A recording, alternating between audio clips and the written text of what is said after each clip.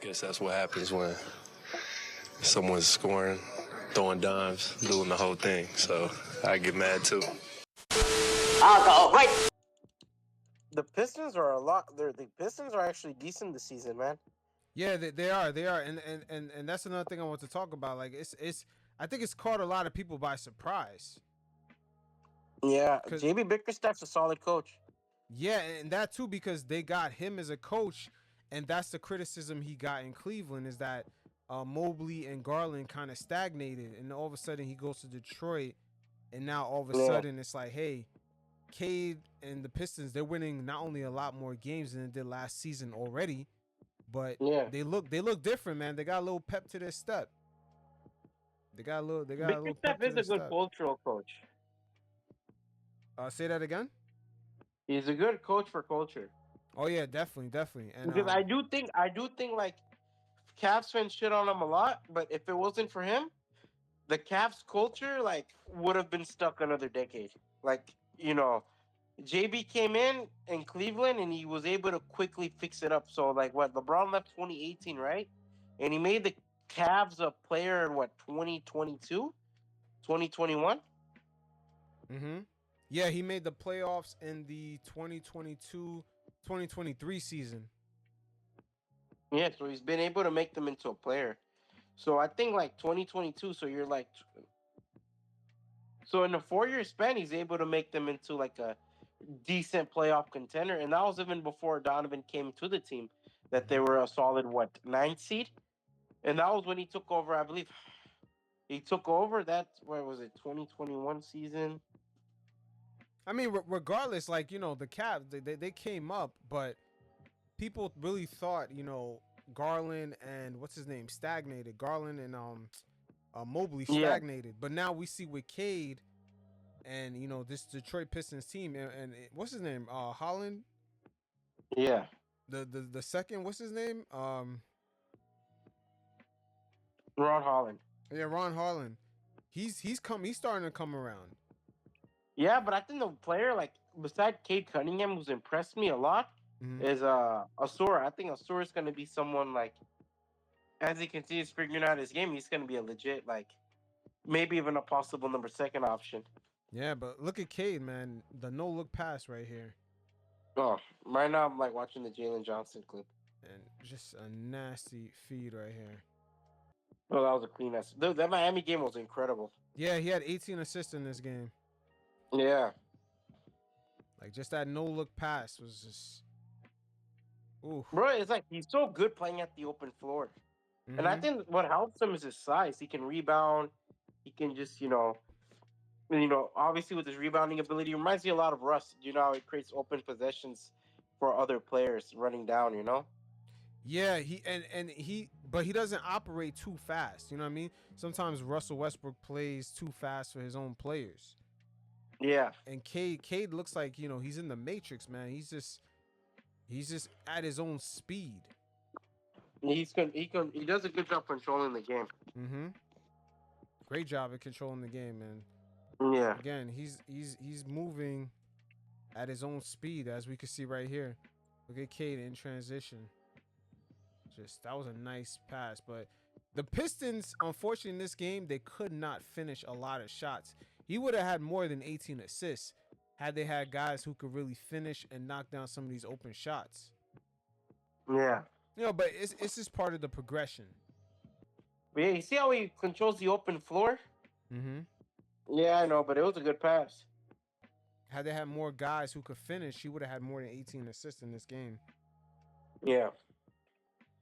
Bro, the Pistons overall, I like their team a lot. I think right now they're young. I think also I gotta give credit, like Cade Cunningham, bro. One thing I noticed about him is even on offense, he attacks the basket pretty well, which he's able to draw in defenders. I don't know if you have clips of it in your recordings, but that's one thing that also impressed me along with his ability to play on the open floor. No, yeah, we got clips on that. Here's one right here. He has real good patience, too. What were we just talking about is missing that. Kuminga. Yeah, Kuminga is missing Kaminga that. misses. Kaminga misses his ability to draw in defenders. Where Cade thrives on that shit. Even Franz thrived on it. You know, all three of the players we talked about, right? Mm-hmm. Franz and Scotty and Cade Cunningham from that draft class. One thing, if you notice, they're really good at drawing in defenders. True.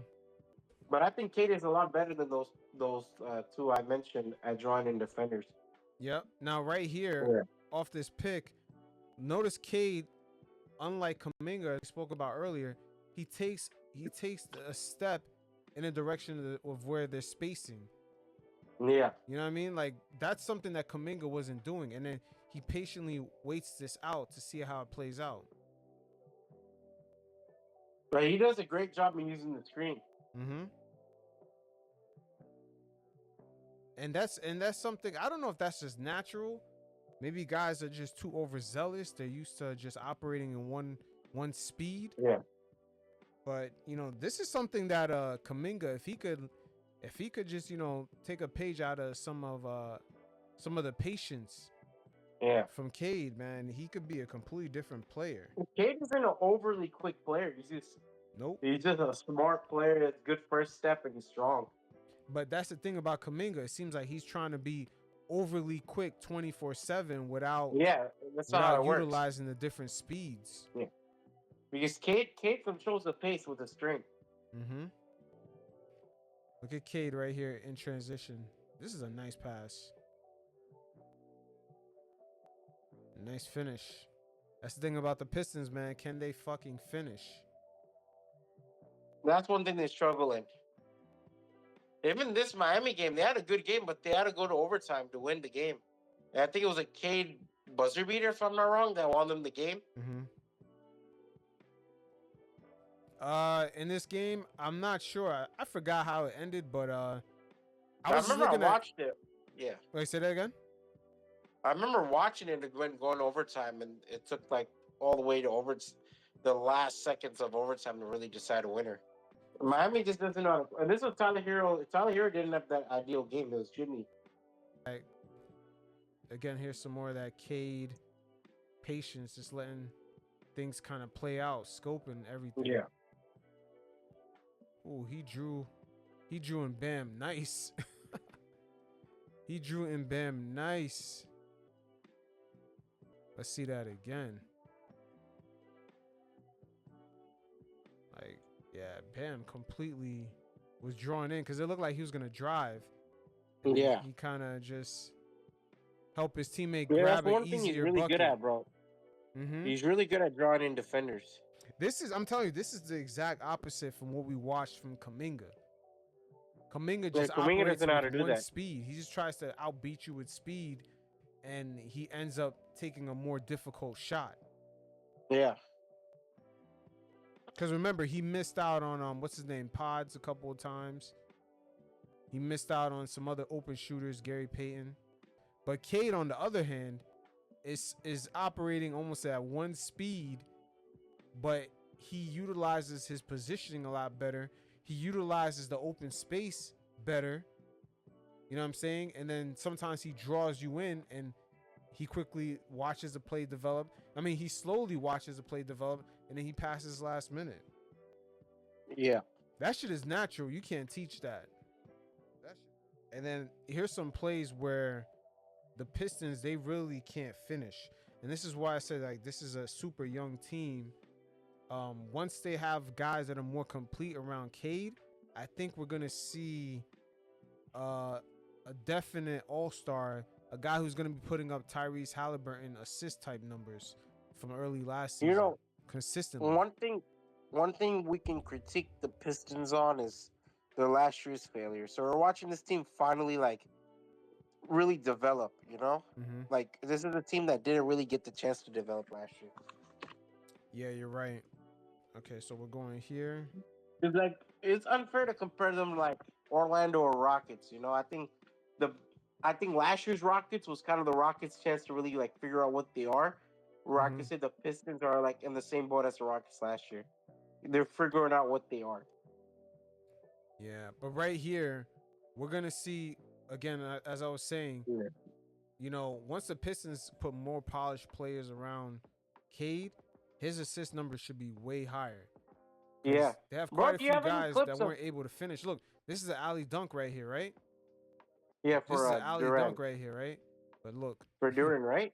yeah, but Duran, Duran is not able to finish that. This happened a lot in Yeah. this game. But what were you saying? But what I'm saying is, I think the Pistons. I don't know if you have any clips of him and Malik Beasley, but those guys, they have great chemistry together. Yeah, Beasley shocked me this season. He's actually their second best He's scorer their, right now. yeah, he's their second best player. I wrote an article on him recently. I posted like a couple of days ago.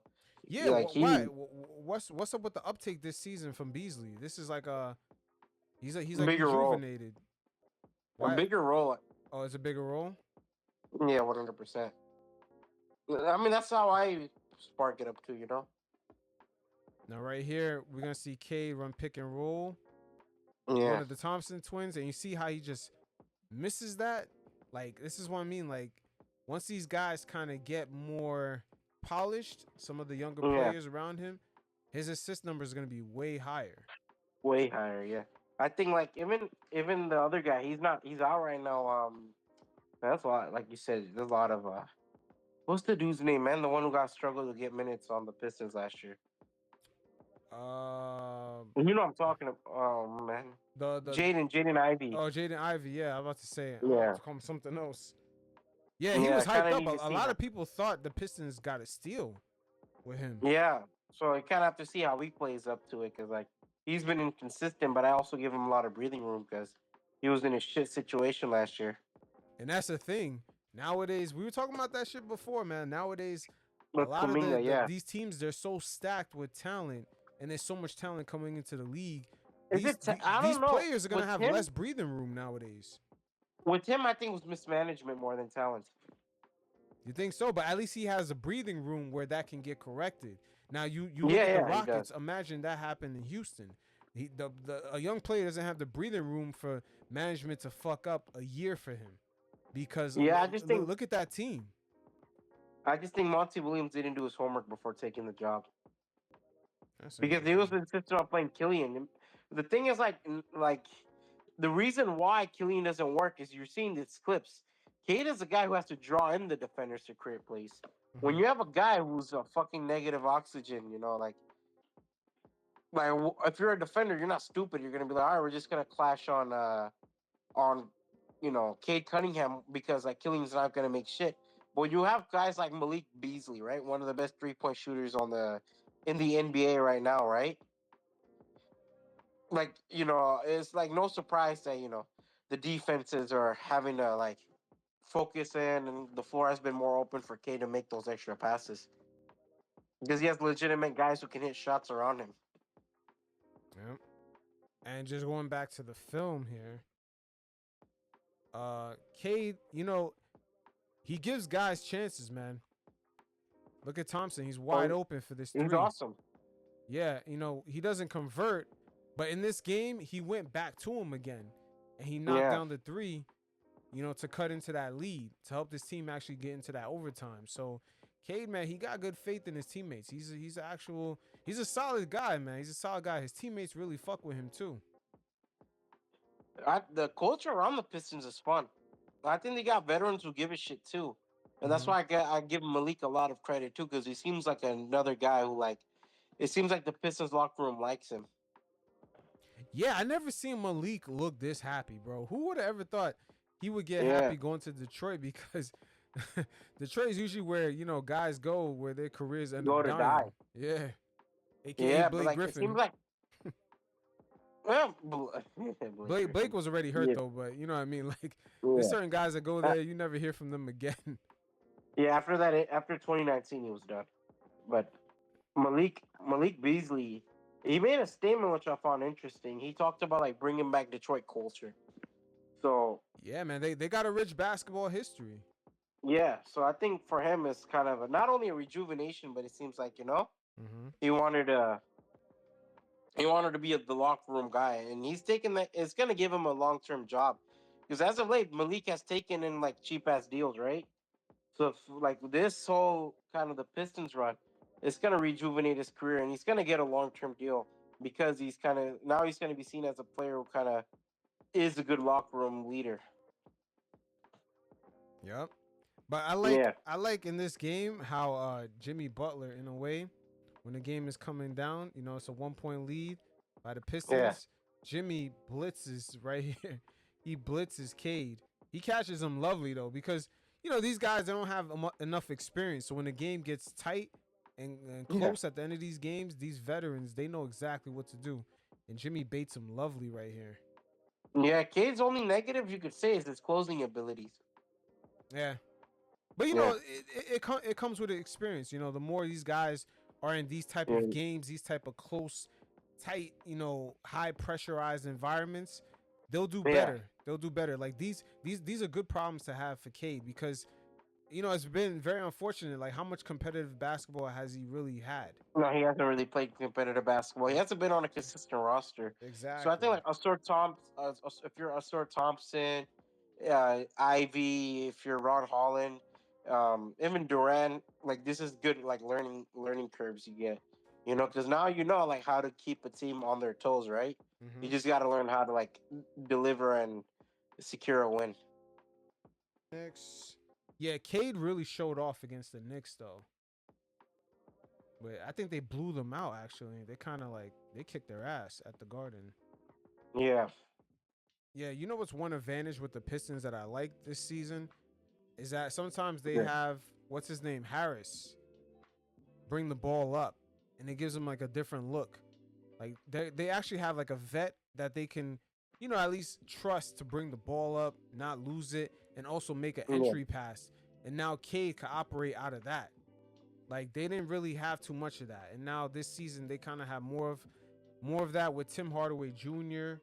They can trust with that, and also Beasley, because didn't they yeah. get rid of Beasley, Quentin Grimes? Hardaway, Yeah, they got rid of Quentin Grimes. They didn't trust a few guys, Kevin Knox, and now no, you could see other guys, kind of set things up, because right now when you have Harris operating like that, operating the pick and roll, yeah, they can actually use Cade in different ways.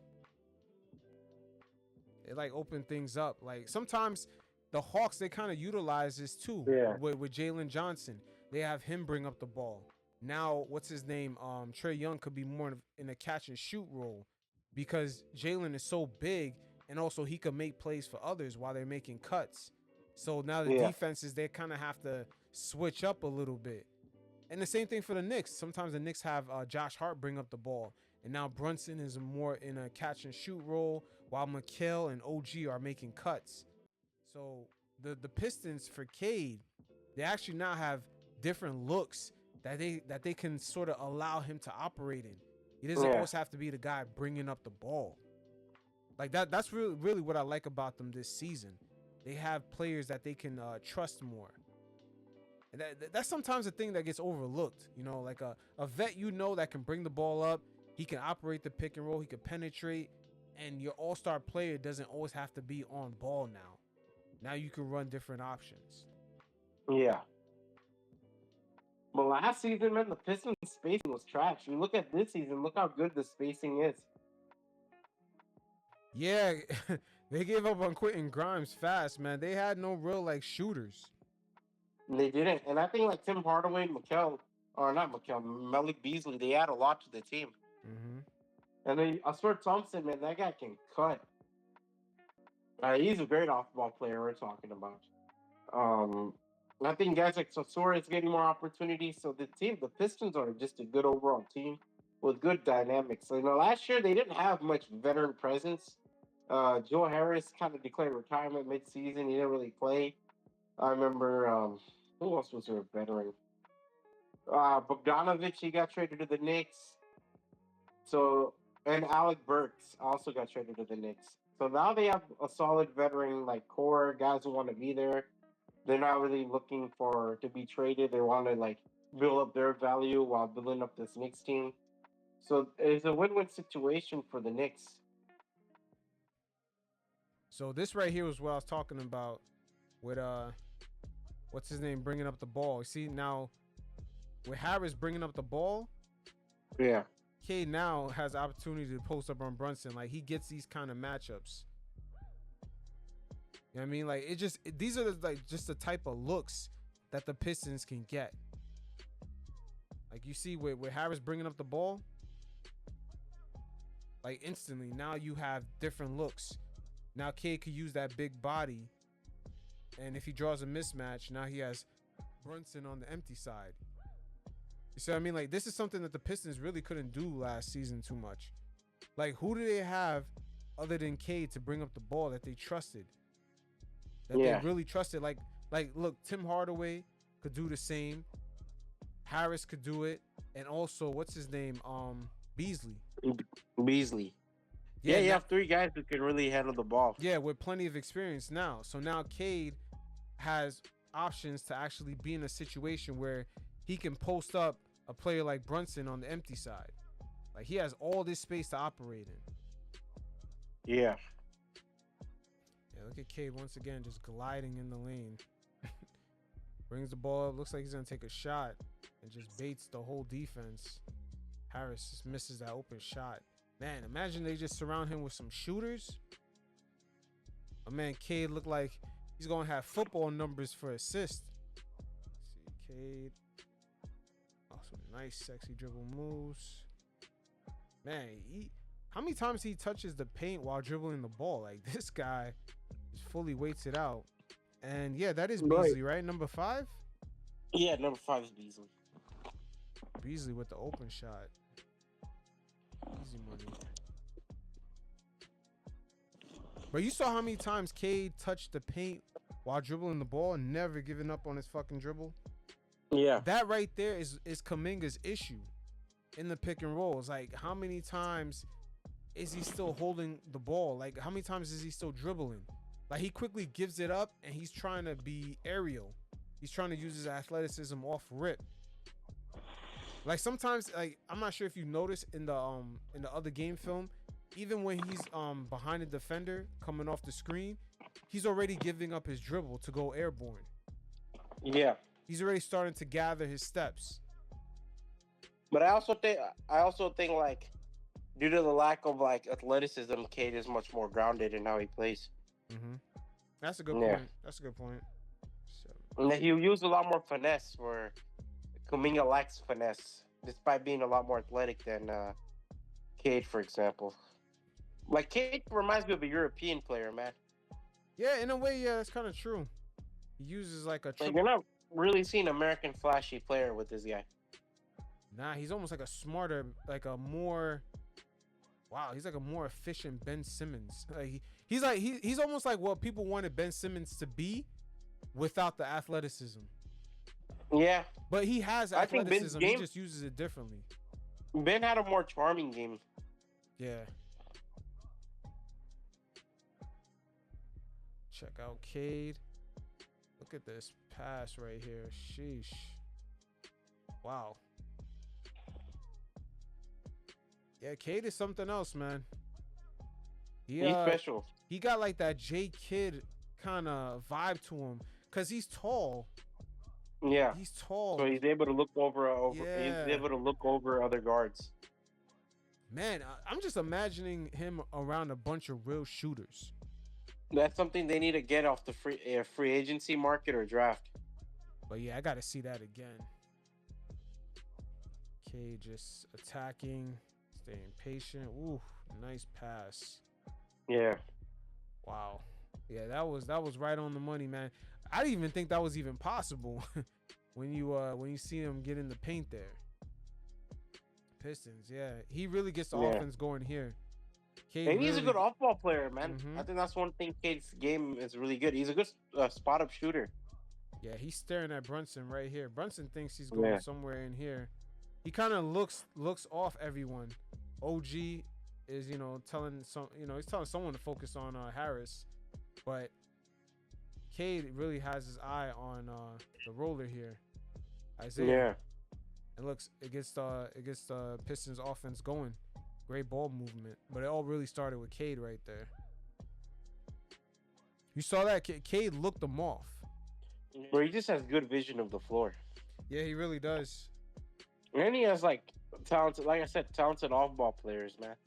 Like Tobias Harris, the veterans, all three of them, Harris, Beasley, um, Tim Hardaway, like those guys, they're great veteran guys to have.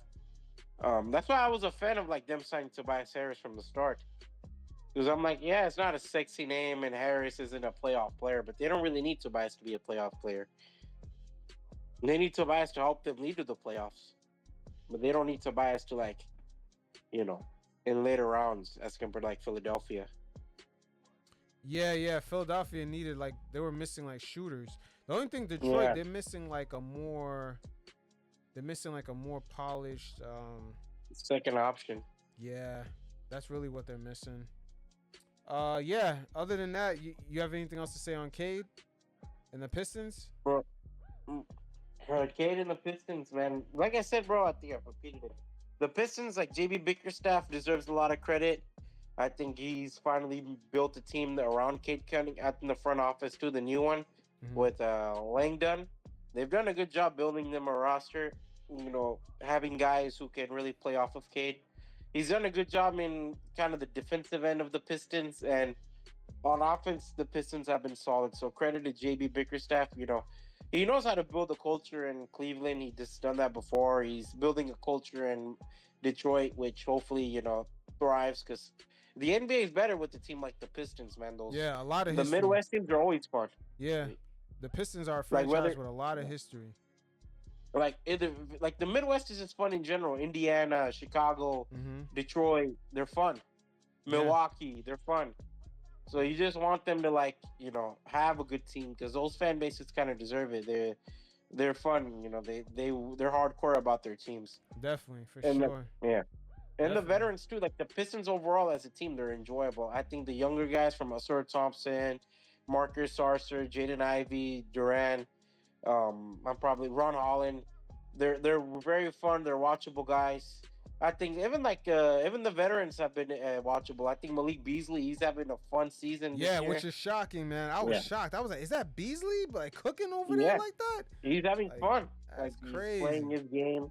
Like, bro, there's times where I have to I sometimes think number 30 is playing out there when I watch him play. I'm like, damn. That's funny. That's funny. Yeah. He's been great. Tobias Harris, he's always going to be a solid veteran. Overhated because of his big contracts in Philadelphia, but he's always going to be solid.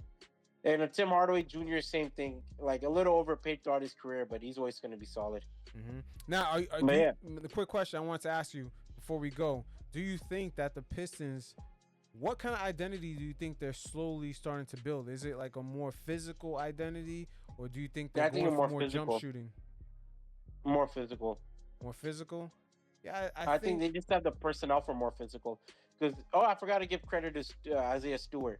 But Isaiah Stewart or Sir Thompson, they're more physical players, and they're like, you know what I mean? Like, I think outside of Cade, they have much more physical players. Yeah. Well, what do you think? I think they're going for some sort of they're going for more physicality. The only thing is that they're slowly probably going to start fishing for some more shooters. Yeah, they added Tim Hardaway, they added Beasley. I think the shooters is what really is going to open things up for them and kind of modernize their offense, because a lot of the Midwest and East Coast teams, they're still, I don't want to say they're stuck on the old way of just running an offense, but like the Knicks, this is the first season we're seeing the Knicks actually having a modern offense that fits the current NBA. You know what I mean? And Philadelphia took time to adapt because they were still trying to force themselves to build around Ben Simmons. And, it's like slowly some of these more old school East Coast franchises, and I know the Pistons are not really East Coast, but them, Chicago, the Midwest teams, they sort of operate with the same mindset. They're not as analytically driven as some of the the West Coast counterparts, but they love drafting strong power forwards. These organizations, they love it, but they're slowly kind of getting out of that mindset and beginning to open things up. I think it's really going to help out strong Cade. Power forwards, they have been playing a big role. Like I think the Knicks rebuild, you could give credit to a strong power forward. Same with Detroit Pistons and Isaiah Stewart. And I think like the Knicks coach, they don't really hire analytic coaches to be honest with you, as compared to the West. They don't, but I don't think they have to. But I think it's really the player selection. You know what I'm saying? Like the Knicks, this is the first time when they got Cat, they've actually adopted their offense now to kind of open things up for Brunson more. And I think it's the same approach in a way that maybe the Pistons, maybe if they get a decent pick in the draft, maybe they can try to find a stretch, big to open things up more for Cade to even cook better, to get Jalen Ivey better shots, to get Holland better shots, to get Beasley even cooking even better. Like these things are the beginning, I would say, dominoes to fall to cause things to open up for everyone else. And I think certain NBA franchises have adopted a lot slower than others, but they could still mix that in with the physicality of Isaiah. They could mix all that in. But I also think those East Coast teams, they really like that toughness within their coaches, which is why you see Tips thrive in the East Coast a lot. Yeah. Guys like even like JB Bickerstaff. For the West, you kind of see like analytics friendly coaches kind of take on the job. Mm-hmm. But some of these teams, they could end up getting bullied anyway. That's the thing that never gets talked about. Because Jokic, as much as people, think that he's shooting and doing all that, that guy will bully the fuck out of players, man, in the post. Him and Luka, they're low key bullying guys, dragging you down in the post. if you come too close, they'll drive on you and just bring you down there.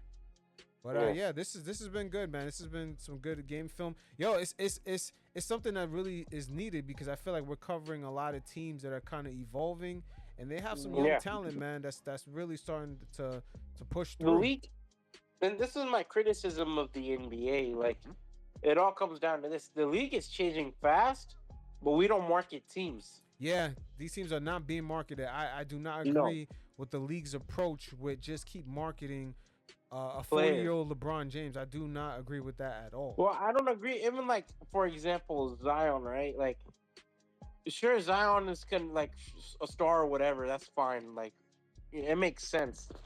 But you're better off marketing a team. It's much more of a safer bet. Mm-hmm. In my opinion. Now, like, if the player, for example, is injured, right? You don't have to worry about people not tuning in because you have a team to market. Yeah, it's just in a way, man. It's tough because I feel like the business has been really good for the league with certain players, and sometimes, like, just like how we were talking about, the East Coast teams are struggling to adapt. The league is still struggling to adapt on the marketing outside of the Michael Jordan kind of formula, where it's like star-driven, charismatic guy. But what happens when the league's talent pool gets a lot bigger, and now the talent is really 1 through 8 on almost every single team, or 1 through 10, and there's no guy good enough to dominate that type of talent every single night from the first guy to the 8th guy on the bench. Like Jordan just had to worry about like the top 6. Like now on these teams, you got to worry about like the top 7 to 8.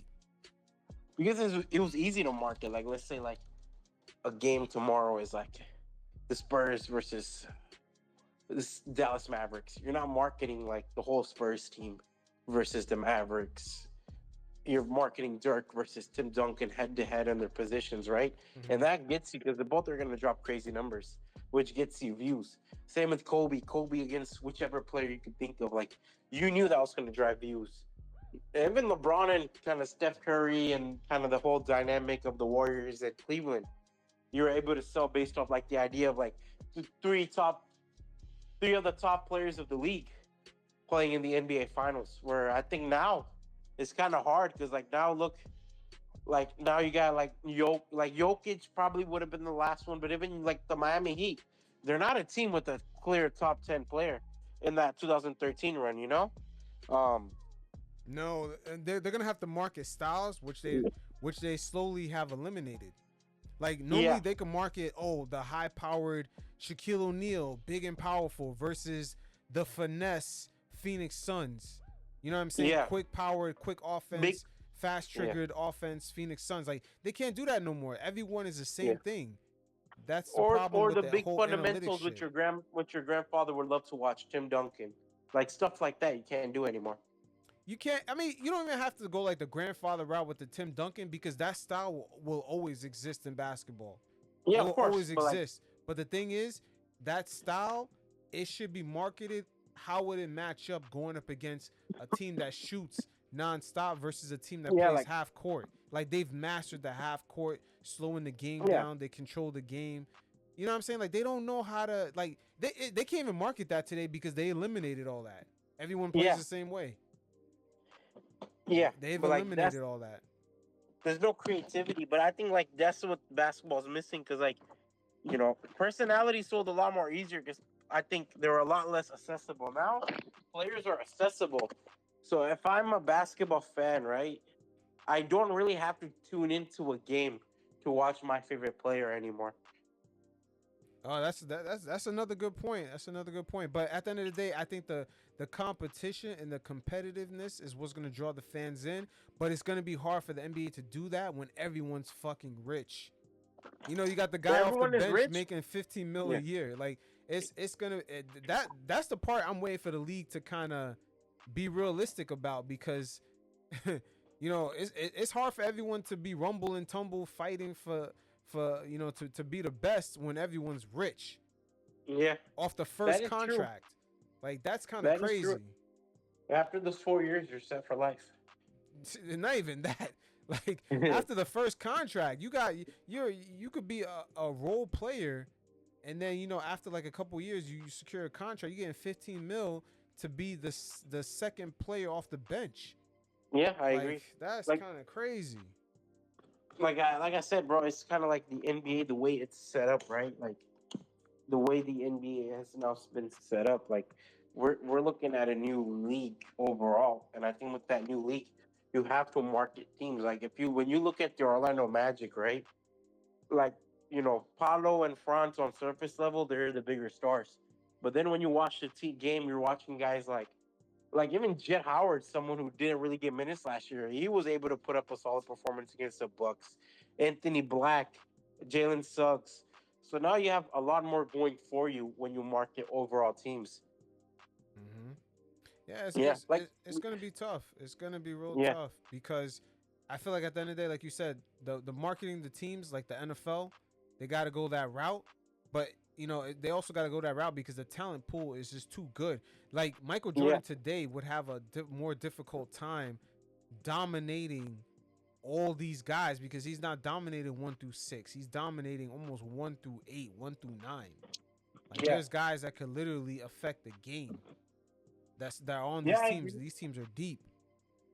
And I think just the social media, I think we kind of forget. Like I said, they're accessible now. Like if I want to watch, let's say like my favorite player growing up is Paul George, I don't really have to watch a Paul George game anymore to like get the access to Paul George. Correct. Cause yeah, he's on podcast P. Yeah, He's on. Tim, Draymond, Yep. a lot of these like what's that one young guy on the Philadelphia McCain? I don't need to like turn on the Jaden McCain game. I just need to turn on my TikTok. Hell yeah. You need to put on your favorite Yeah, nail polish and turn on TikTok, man, to see Jared yeah. McCain. Watch him dance and shit. Like Yeah. you don't need that shit anymore, bro. I think that's what the league needs to catch up on. Is like I think Jokic works well because he's not very accessible. Same with Kawhi. Like they're not accessible guys Hmm. because they're not on social media. Even But like Kobe the to a rest, degree before he had left. yeah, He Kobe wasn't that before he left, accessible. Dunk like Dirk, Duncan, they weren't very accessible. But the thing is, like now the players are much. Even LeBron's accessible, Yeah, but a LeBron little bit kind of too much. a little bit too much, sure, with his statements and stuff. But he's a lot more accessible. So that's where kind of the league kind of gets left in a dark limbo with accessibility and kind of like fans don't really need to care, about watching the game to tune in with their favorite players because they have Instagram, you know. Correct. Yeah, And man. I think that's Yeah, it's man, it's that's the it's only it's point I it's got. been it's definitely it's a conundrum for the league, because everyone at the same time, no matter what, is gonna get richer. I don't know if incentive based contracts is gonna be the next move. I don't know. I don't know because Maybe in order to maybe crack down on the like rest games, you could make incentives like you play a certain amount of games, you get this many bonuses. Like a lot could go into it. A lot can go into it, but I think like a lot of these players have become brands themselves, where Hmm. a lot of them don't. I don't think a lot of them view the team as a necessary for their brand anymore. Yeah, which takes away from the loyalty of the fan base. Yeah, You know, because like once that player retires, let's say the NBA put all their chips into the LeBron branding, right? Once yeah, LeBron retires, he takes that fan base with him. They're not gonna yeah. like He's gonna go imagine most of into them not Hollywood. interested in the league after that. He wants to go into Hollywood, right? So he's gonna take his chips and go to Hollywood. AKA he's gonna take that fan base and go to Hollywood with them. They're gonna be like, hey, we see Yeah. our guy. The league is not interesting to us anymore because we only been marketed LeBron. Now we're It's gonna watch LeBron movies on yeah, it's HBO not and going to be for a with different large platforms. portion of the NBA audience, but it's going to be for a decent amount where it's going to affect things. And that's why I think Yeah. they're going to have to go the NFL route at some point, because even us talking about the Pistons just now, I'm thinking about it like this team is going to be something else if they, once they start getting more polished players, more polished shooters. But I throughout this whole segment, I've been wondering how the fuck is the NBA gonna market this team, because they have not even even attempted at it at all. They There's don't no get attempt. There's nationalized no TV build games. up. They don't get nationalized TV games. Yeah, there's nothing. Like nobody even like out the casuals do not even know who's their star player. Like Yeah. this is a No, they weird don't. thing, and it just feel like SGA, for him to pop up in that Vegas game in the finals, it's like they expect that to translate when there's no real build up.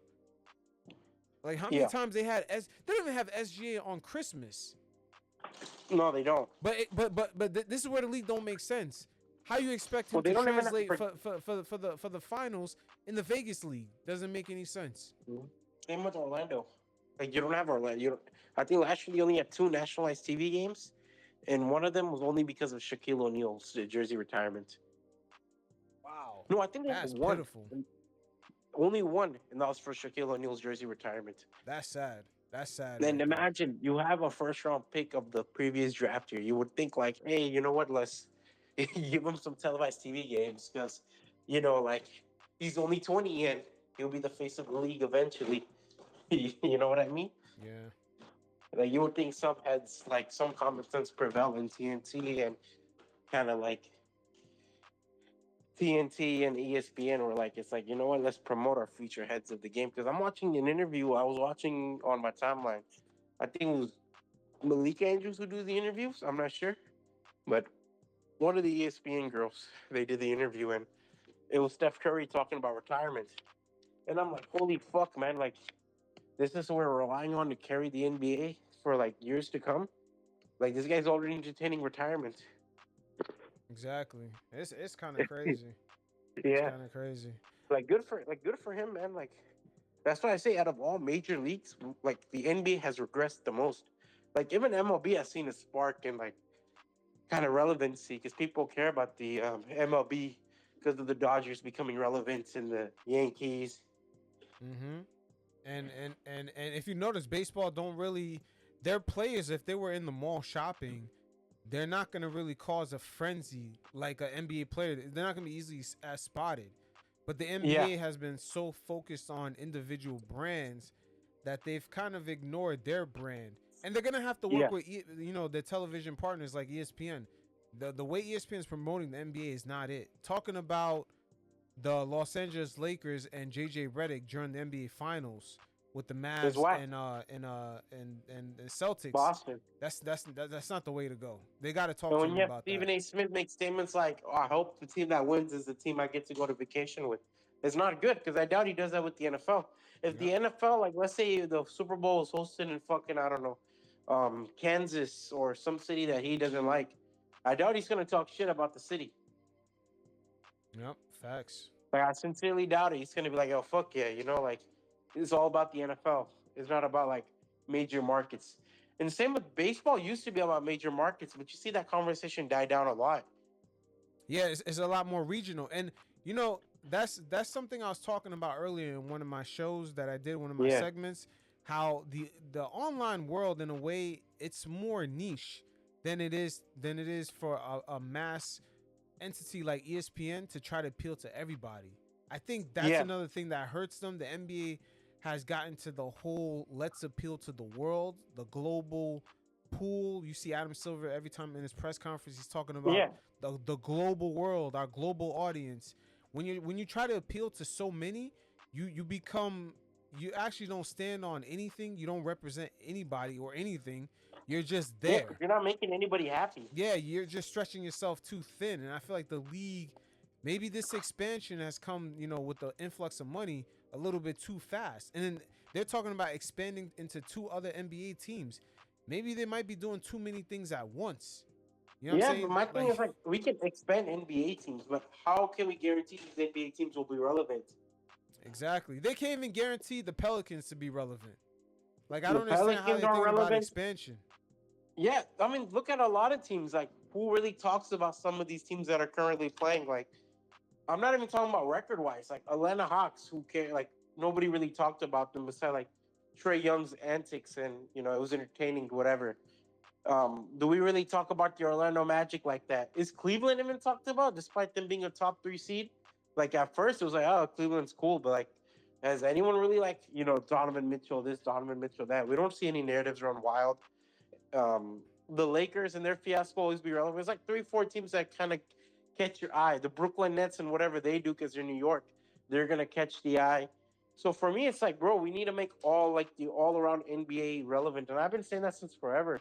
I'm Yeah. like, bro, the fact I could turn on the ESPN tomorrow and like they'll talk about the fucking trash ass Atlanta Falcons or the Cowboys for like the millionth time, but like they don't really bother to talk about other teams where teams like the Pistons, teams like the Pelicans, teams like like Memphis will talk about because of job, but I just can't think of teams right now. But there's some teams that they're not bothering to really cover, and it's a problem with how is a problem with how the product will go on in the future. Because like I said, bro, like the fact this league is relying on 3 players who are close to retiring because they're all playing the nostalgia factor, like sit in interviews with Steph, LeBron, and Curry.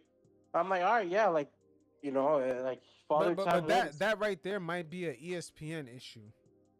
It might be an Well, ESPN ESPN issue. controls narrative, bro. That's the thing. Like, a lot of people like ESPN dominates social media too when we look at it. Because let's be honest, like when we scroll on NBA Twitter, we're watching Stephen A. say the most outrageous shit every time. Because people react the most to those statements.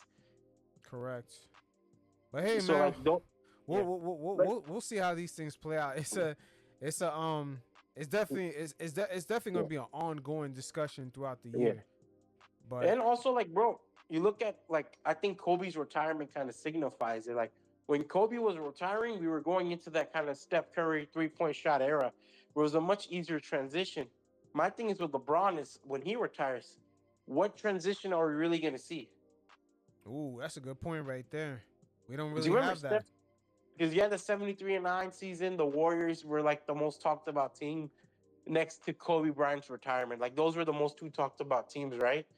Rightfully so, because they were both making history, like Kobe's last game and obviously the Warriors. But like you just knew, like like for like 4 or 5 years to come, it's gonna be about the Warriors, and it did become that.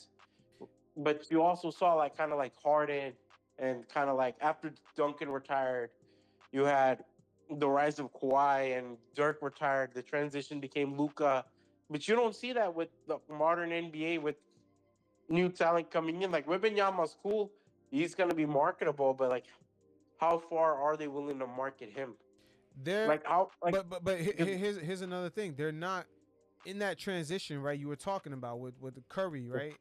After Kobe had left, that transition won't really happen again because within that transition, a dynamic that played out is the consistency of Curry and LeBron being in the finals. That today in this parity era is going to be super rare. It's going to yeah, be super rare. It's but not you really all going to happen like that. yeah, I'm Yeah. saying like Mm-hmm. you kind of have that transition right where like Kobe retired right, but you also had like kind of like Steph and LeBron, but you also had like kind of guys who were good like supporting cast to the big picture like Kawhi, Harden, even DeMar had some cool seasons. That you just had that kind of like, you kind of had some players you could rely on. But I don't know now. Like it's hard for me to say like, can you really rely on players to kind of take over the mantle? Because I'm looking at even like this Christmas game. Where's Giannis? Yeah, Giannis is MIA. It's not really gonna happen like that. The You're league, two. You're it's two-time it's an MVP. issue with their television partners. There's a Yeah, disconnect. Their television partners are about. They're so money driven. They're only about today. They're not necessarily looking about tomorrow. Because I remember who exposed it. Was it It's one of the major analysts at is ESPN. it Windhorst? Tim Legler, I think it was. Oh, He exposed okay. that he wanted to talk about the Pacers, but they said that doesn't get them any ratings. They were so rating and clickbait interested that they didn't care about talking about teams that were starting up, new play styles when Tyrese Halliburton was going crazy early last year. He said Yeah, ESPN did not want to talk about that. They wanted to focus on the Lakers.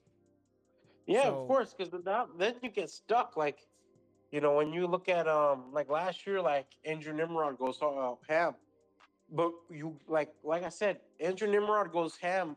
Good for him, but it doesn't do anything for the average viewer because we were never told to give a fuck about Andrew Nimrod. shit. But yo, man, definitely appreciate you, man. This has been dope. We definitely gonna do this again. And yeah, enjoy your holidays, man. Enjoy yours too, man. All All right, right, man. bro. Appreciate Subscribe you. to Orange Cookies Yeah, on you guys YouTube. definitely hit up the link in the description below. Check out Saeed's Substack. Dope articles in there, man. We're gonna have some more of this dope conversation. Do some more of this dope game film, man. We got a lot of things to cover during the season. And For sure, man. For sure. and The and season's and most of still. the storylines are playing out on the court. They're not Yeah. necessarily playing out with the storylines with the regular non-court activities like the Zion William thotties. That's Yeah. not playing out as much anymore. Zion William bodies. But Yeah, yeah, like I said, bro, the season's still young. The season just started like 2 months ago, so there's a definitely. lot moments that we can catch up on. Yeah, for sure. All right, Saeed, definitely stay up, man. Enjoy your Hello. holidays, man. We'll link up. All right, brother. Peace.